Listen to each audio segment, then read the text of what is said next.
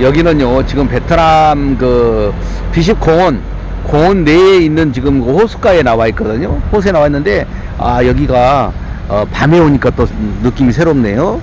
이렇게 이거 낮에 왔었을 때는 이런 불이 없잖아요. 근데 밤에 오니까 나무에다 이렇게 불을 전부 다 이렇게, 이렇게 칼라로 해가지고 굉장히 새롭게 이렇게, 눈을 즐겁게 하네요.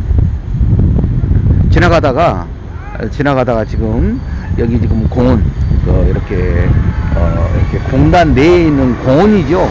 근데 그걸 그 호수가 있어요, 공단 내에. 근데 그 호수 이렇게 둘레를 이렇게 걸어갈 수 있는 길을 만들어 놨습니다. 그래가지고 지금 여기에 지금 이렇게 우리가 나와 있네요. 근데 지금 이렇게 보면은 저게 이제 보시지만은 나와서 이렇게 같이 이제 밥도 먹고 이렇게 도시락 같은 거 싸와가지고 여기서 먹고 이렇게 한 것을 볼 수 있거든요. 이렇게 보면은 멋있게 이렇게 해놨어요. 사진 찍을 수 있게끔요.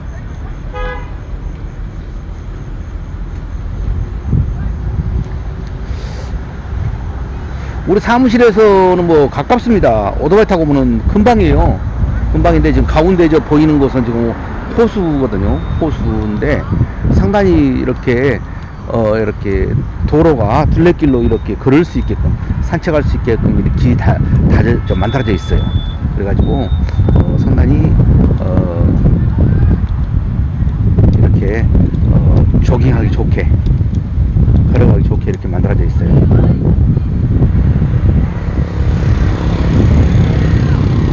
왜 오냐? 왜요?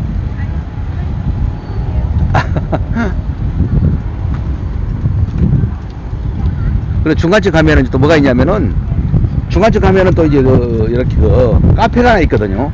그래서 신랑들도 여기 오게 되면은 이렇게 한번 둘러보는 것도 괜찮겠다 이런 생각합니다.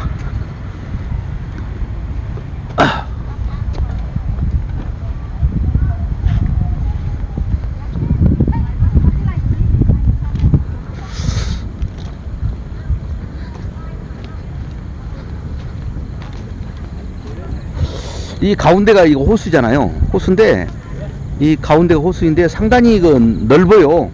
이 한 바퀴를 이렇게 도는데 마치 산책하기 좋은 그런 도로로 이렇게 만들어져 있어요. 그래서 이제 별로 전에 한번 이렇게 낮에 돌았었는데 밤에는 아직은 돌아보진 않고 좀 지나가다가 오늘 또 이렇게 손님들 다 나갔잖아요. 오늘 방금 6시에 이제 광안을 출발해서 여기서 이제 광안 들렸다가 이렇게 가게 되거든요. 광안 들렸다가 지금 거기 이제 광안에가 광안에가 한 분이 또 계셔요. 그래서 이제 거기 들렸다가 이제 하노이로 가게 되는 것이죠. 그래서 이제 오늘 마지막으로 이렇게 손님을 다 보내드렸습니다. 그리고 오늘 시험 봤습니다.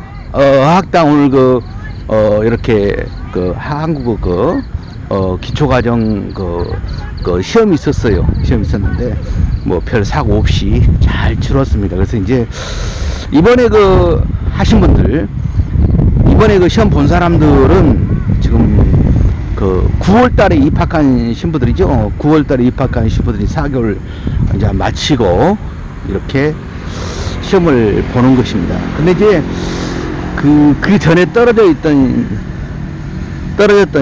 신부들도 몇 명 있어요. 그 신부들도 한번 시험을 봤다 한다면은 그 다음에도 시험을 볼 수가 있습니다. 시험을 그 다음에도 그냥 이렇게 등록만 하면은 시험 접수만 하면은 시험을 볼 수가 있어요. 그 다음에도. 그리고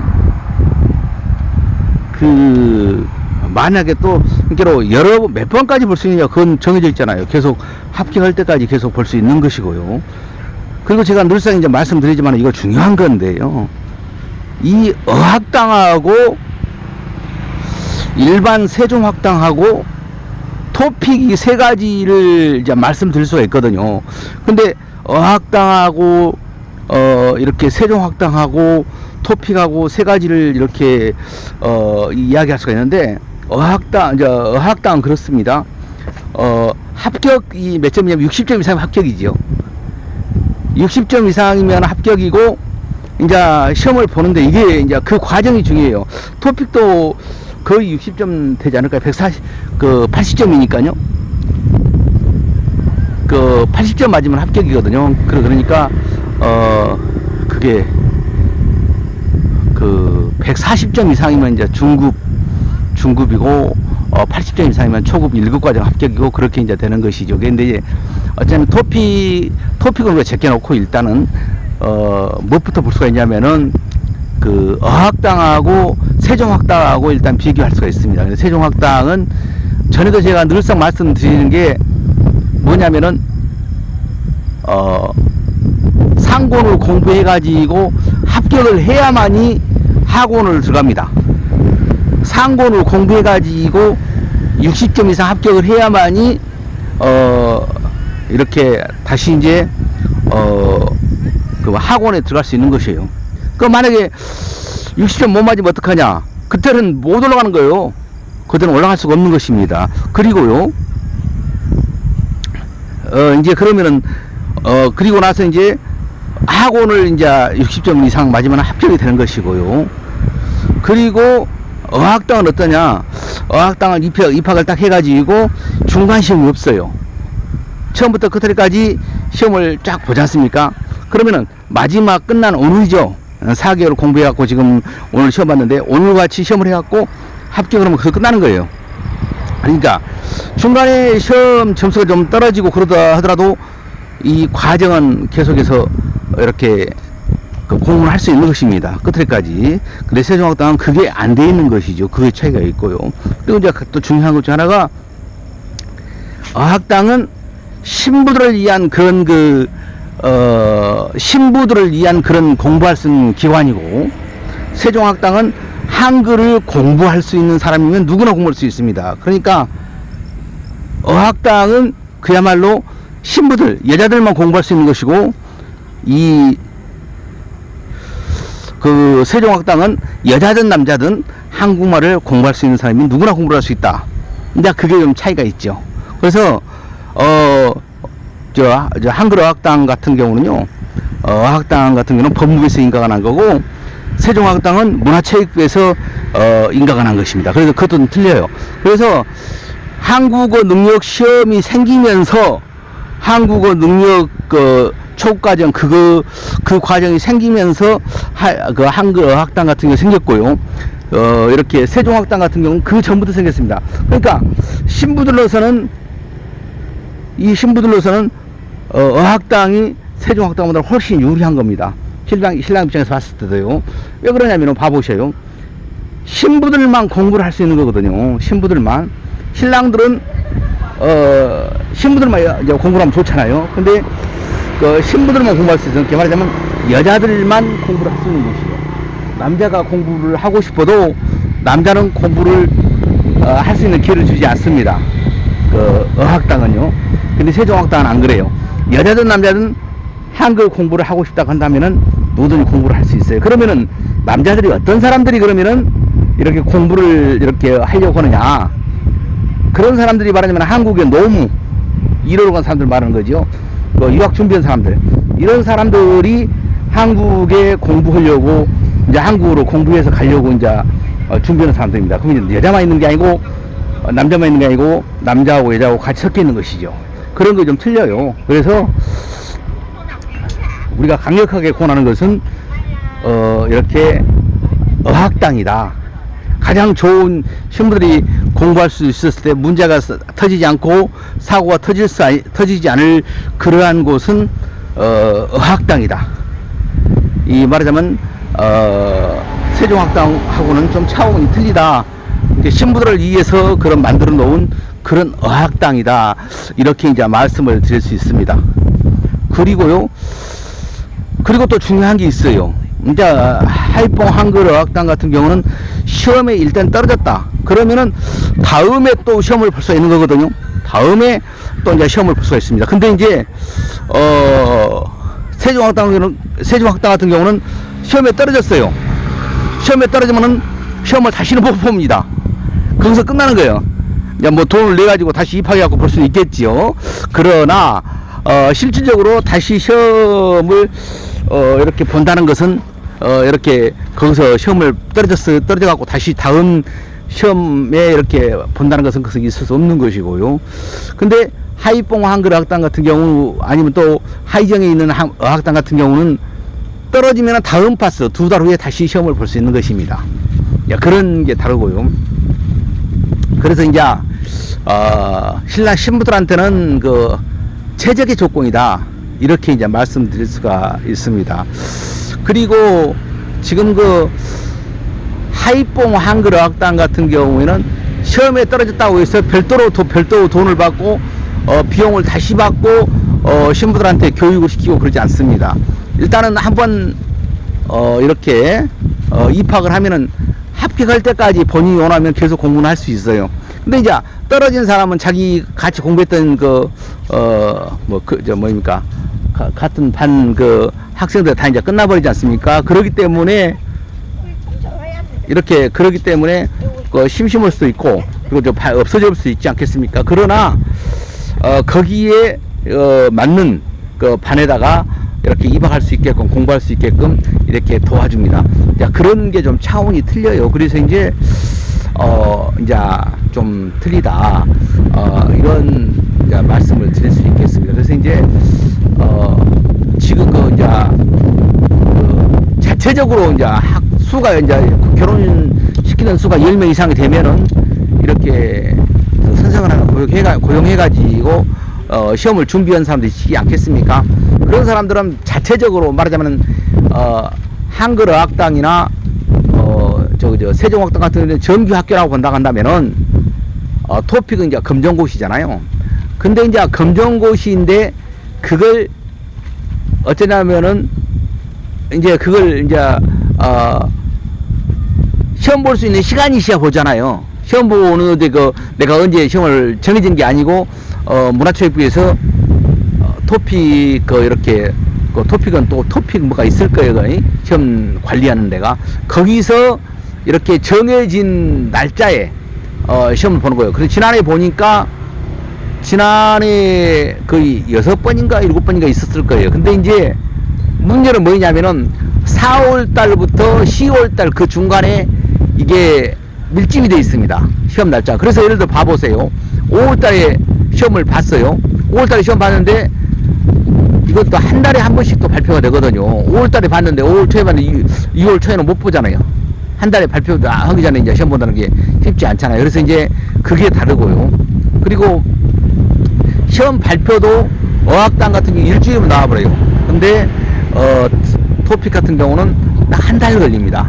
그런 게 좀 달려요. 그래서 여러 가지 신부 입장에서는 좀 불편한 점들이 있죠.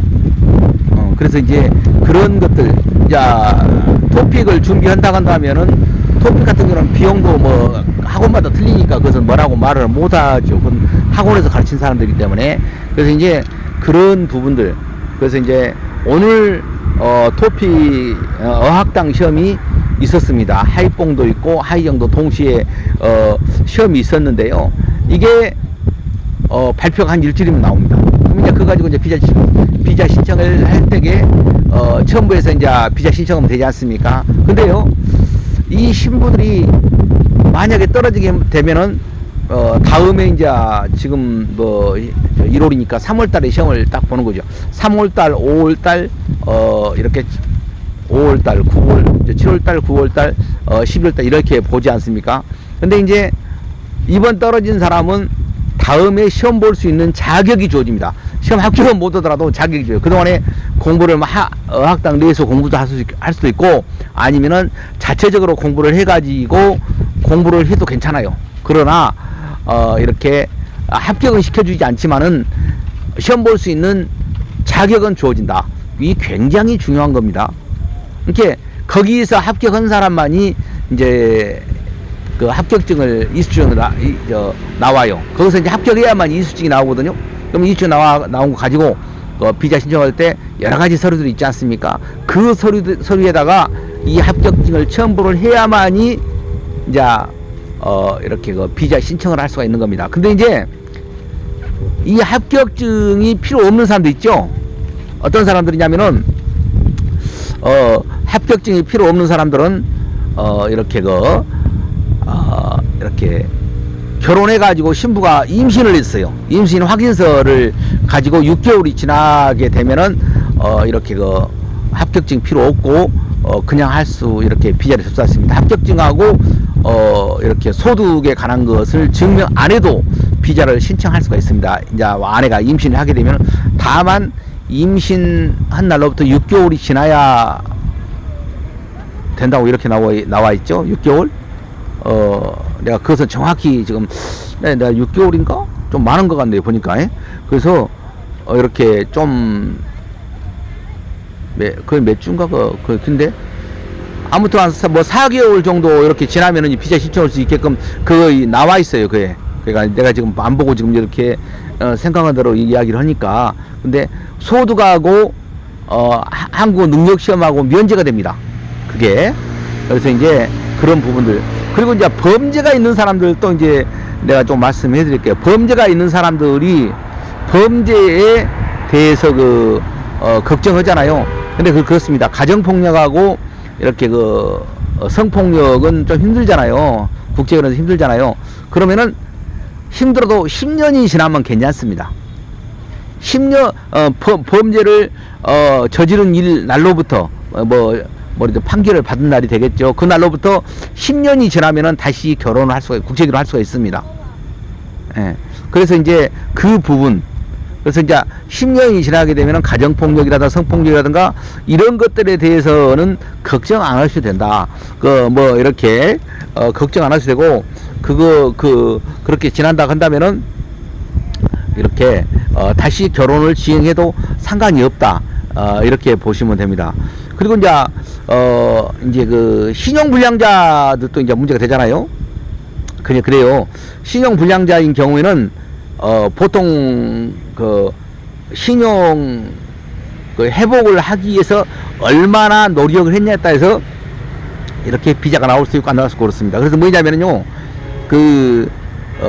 비자를, 이렇게 내줄 수 있는 사람들인데, 비자를 내주고 안 해주고는 영사의 권한입니다. 재량을 얻을 수 있는 거예요.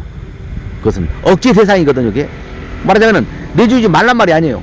내주긴 내준데 이렇게 심사숙고하고 많이 이렇게 검토를 한 다음에 확실하게 한 다음에 이렇게 내주면 된다는 그런 억지 대상이죠. 그래서 이렇게 신용 회복을 하기 위해서 신용을 회복을 하려면은 이렇게 달달이 얼마씩 내고 그러더라고요. 그래서 이제 그런 것들도 증빙하고 이렇게 같이 내고 그러니까 비자가 나온 걸 내가 볼 수 있었거든요. 그래서 신용 불량자라고 해서 무조건 안 되는 게 아니고 신용 불량자라고 하더라도 이렇게 신용 회복을 하기 위해서 얼마만큼 노력을 했냐에 따라서 비자가 나오고 안 나올 수 있다.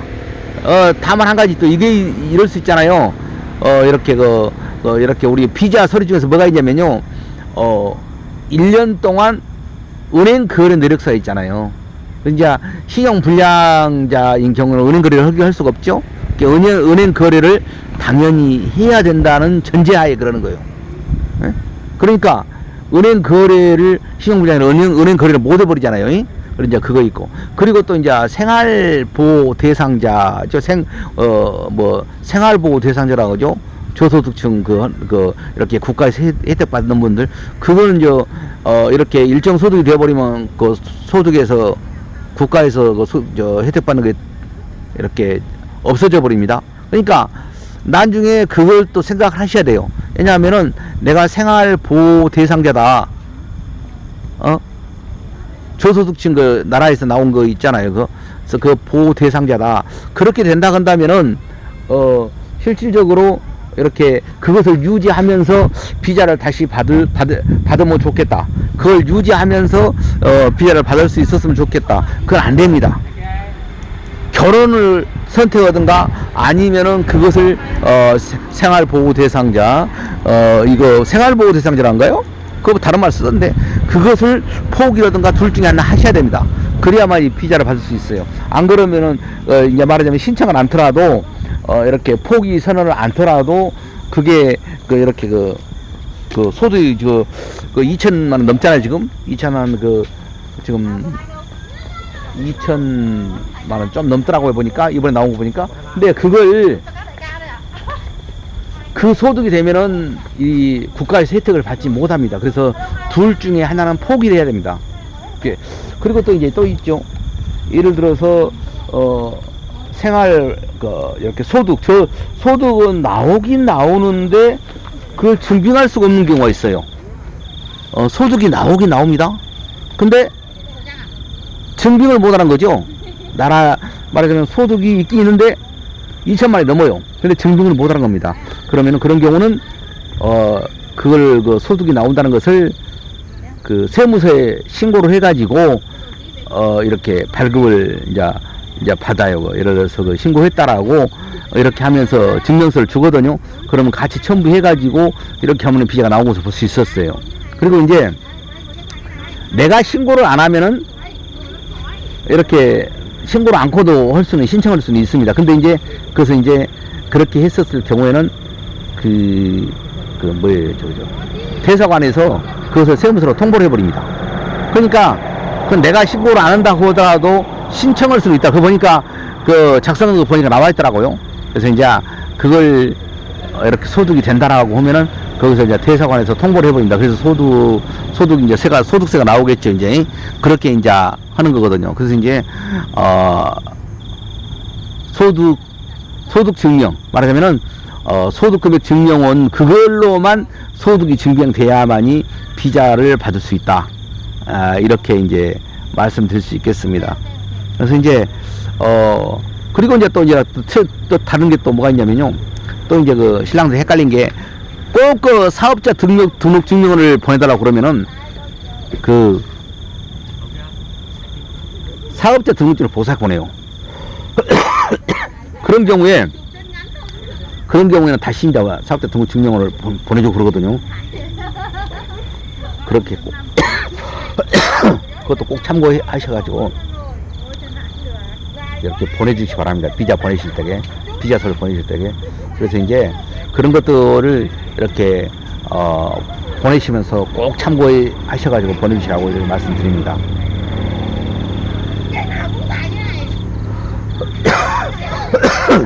오늘 여러 피시공원에 와갖고 이렇게 앉아있으니까 좋네요. 비도 안 오고. 어제 오늘 비가 왔었죠. 비가 왔는데 오늘 비도 안 오고 참 좋네요. 그래서 오늘 이제 이렇게 앉아서 이렇게 비디오를 찍으면서 생각나는 것들, 우리 결혼하면서 생각나는 것들, 오늘 더군다나 또 시험 보는 날이었기 때문에 어학당 시험 보는 날이었거든요. 시험 보는 날이었기 때문에 오늘 제가 시험에 관해서 세종학당과 어학당의 차이점, 토픽 그런 것들에 대해서 오늘 좀 설명을 해드렸고요.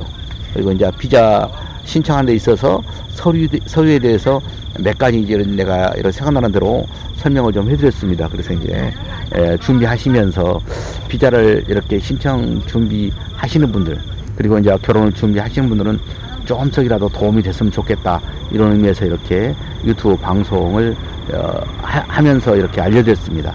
이렇게 꼭 참고해 주시고요. 이렇게 끝까지 이렇게 같이 해주신 분들한테 감사의 말씀을 드립니다. 감사합니다.